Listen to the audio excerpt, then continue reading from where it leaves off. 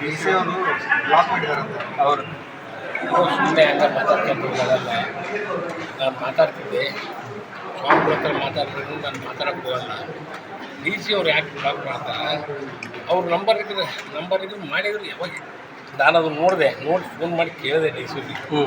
ನಾನೇನು ಬ್ಲಾಕ್ ಮಾಡಿಲ್ಲ ಸರ್, ಅದು ಇಲ್ಲ ಫಂಕ್ಷನ್ನಾಗಿದ್ದಾಗ ಇರ್ತಿಲ್ಲ ಅಷ್ಟೇ. ಅದು ಬಿಟ್ಟರೆ ನಾನು ಯಾಕೆ ಬ್ಲಾಕ್ ಮಾಡಲಿ ಅಂತ. ಯಾಕೆ ಈ ಥರ ಆರೋಪ?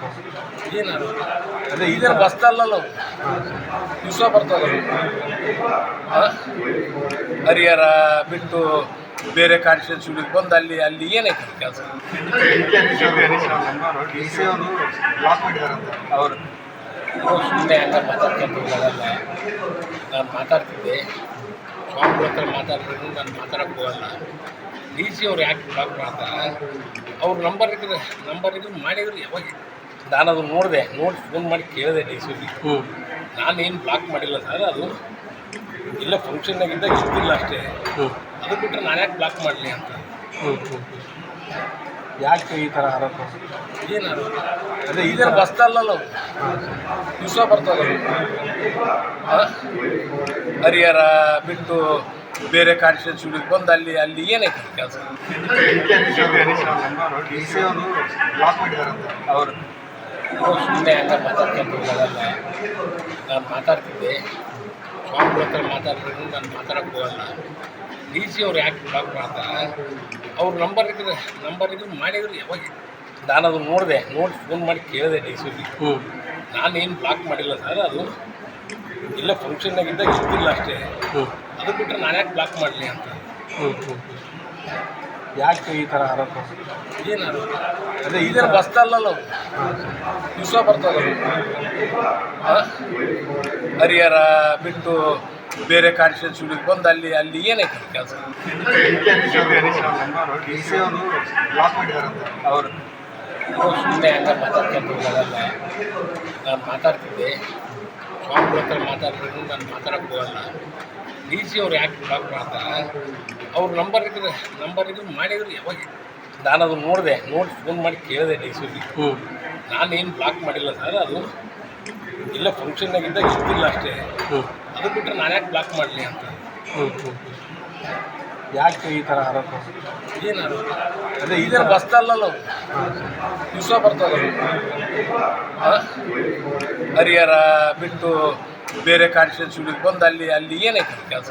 ಸರ್, ಬೆಂಗಳೂರು ರಾಜಕೀಯ ವಲಯದಲ್ಲಿ ಒಂದು ಅಂದರೆ ಜಮೀರ್ ಅಹಮದ್ಗೆ ಮತ್ತು ನಿಮಗೆ ಇದು ನಮ್ಮ ಕಾನ್ಸ್ಟಿಟ್ಯೂನ್ಸಿಗಳು ಅವ್ನು ಯಾರು ಬಂದು ಇಲ್ಲಿ ಮಾತಾಡೋಕ್ಕೆ ಅವೆಲ್ಲ ಸರಿ ಇದಲ್ಲ. ಅದು ಮಾತಾಡ್ತೇವೆ ಕರೆದಾಗ.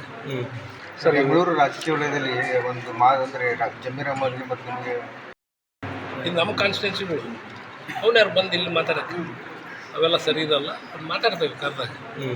ಸರ್, ಬೆಂಗಳೂರು ರಾಜಕೀಯ ವಲಯದಲ್ಲಿ ಒಂದು ಅಂದರೆ ಜಮೀರ್ ಅಹಮದ್ಗೆ ಮತ್ತು ನಿಮಗೆ ಇದು ನಮ್ಮ ಕಾನ್ಸ್ಟಿಟ್ಯೂನ್ಸಿಗಳು ಅವ್ನು ಯಾರು ಬಂದು ಇಲ್ಲಿ ಮಾತಾಡೋಕ್ಕೆ ಅವೆಲ್ಲ ಸರಿ ಇದಲ್ಲ. ಅದು ಮಾತಾಡ್ತೇವೆ ಕರೆದಾಗ. ಸರ್, ಬೆಂಗಳೂರು ರಾಜಕೀಯ ವಲಯದಲ್ಲಿ ಒಂದು ಅಂದರೆ ಜಮೀರ್ ಅಹಮದ್ಗೆ ಮತ್ತು ನಿಮಗೆ ಇದು ನಮ್ಮ ಕಾನ್ಸ್ಟಿಟ್ಯೂನ್ಸಿಗಳು ಅವ್ನು ಯಾರು ಬಂದು ಇಲ್ಲಿ ಮಾತಾಡೋಕ್ಕೆ ಅವೆಲ್ಲ ಸರಿ ಇದಲ್ಲ. ಅದು ಮಾತಾಡ್ತೇವೆ ಕರೆದಾಗ. ಸರ್, ಬೆಂಗಳೂರು ರಾಜಕೀಯ ವಲಯದಲ್ಲಿ ಒಂದು ಅಂದರೆ ಜಮೀರ್ ಅಹಮದ್ಗೆ ಮತ್ತು ನಿಮಗೆ ಇದು ನಮ್ಮ ಕಾನ್ಸ್ಟಿಟ್ಯೂನ್ಸಿಗಳು ಅವ್ನು ಯಾರು ಬಂದು ಇಲ್ಲಿ ಮಾತಾಡೋಕ್ಕೆ ಅವೆಲ್ಲ ಸರಿ ಇದಲ್ಲ. ಅದು ಮಾತಾಡ್ತೇವೆ ಕರೆದಾಗ.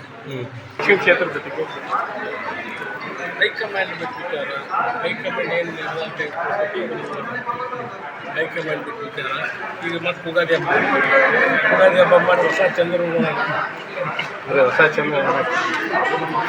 ಎಲ್ಲಪ್ಪ ಚಂದ್ರ ನೋಡಿ ಮಾಡೋಣ. ಹೈಕಮಾಂಡರ್ ಹೆಂಗೆ ಹೇಳ್ತಾರೆ ಹುಡಿ ಅಂದರೆ ಸಾಕಷ್ಟು ಅಭಿಮಾನ ತಮ್ಮ ಪುತ್ರನ ಕೊಟ್ಟರೆ ಅನುಕೂಲ ಆಗುತ್ತೆ. ಮೀಟಿಂಗ್ ಕರೀತಾರೆ ಏನು ಅಭ್ಯರ್ಥಿ ಬೇಕು. ಈಗ ಎಲೆಕ್ಷನ್ ಬರ್ತಾ ಇದ್ದಂಗೆ ಇದು ಪಕ್ಷ ಚಟುವಟಿಕೆ ಜೋರಾಗಿದೆ ಸರ್ ಬಿಜೆಪಿದು. ತಾವು ಸೈಲೆಂಟ್ ಆಗಿದ್ರೆ ಏನೋ ಕಾಂಗ್ರೆಸ್ ಸೈಲೆಂಟ್ ಏನಿಲ್ಲಲ್ಲ ಕಾಂಗ್ರೆಸ್. ಇವರು ಕಾಂಗ್ರೆಸ್ ಈಗೆಲ್ಲ ಕಾಂಗ್ರೆಸ್ ಇದೆ. ಎಲ್ಲರೂ ಕಾಂಗ್ರೆಸ್ನವರು ಯಾರು ಅಭ್ಯರ್ಥಿ ಇರ್ತಾರೋ ಅದ್ರ ಮೇಲೆ ನಿರ್ಧಾರ ಆಗ್ತದೆ.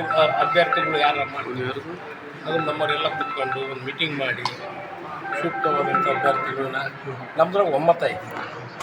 ಎಲ್ಲ ಕಾರ್ಯಕರ್ತರು ಎಲ್ಲರೂ ಸೇರಿ ಅವ್ರ ಕಾರ್ಯಕರ್ತರ ಅಭಿಪ್ರಾಯ ತೆಗೆದುಕೊಂಡು ಒಂದು ನಿರ್ಧಾರ ತೆಗೆದುಕೊಳ್ತೀವಿ. ಬಿ ಜೆ ಪಿಯವ್ರು ಮೊನ್ನೆ ಹೊಡೆದಾಡ್ಯಾರಲ್ಲ ಅದಕ್ಕೆ ಅವ್ರಿಗೆ ಬಿಟ್ಟಿರೋದು, ನಾವು ಅದಕ್ಕೆ ಮಾತಾಡ್ತೀವಿ.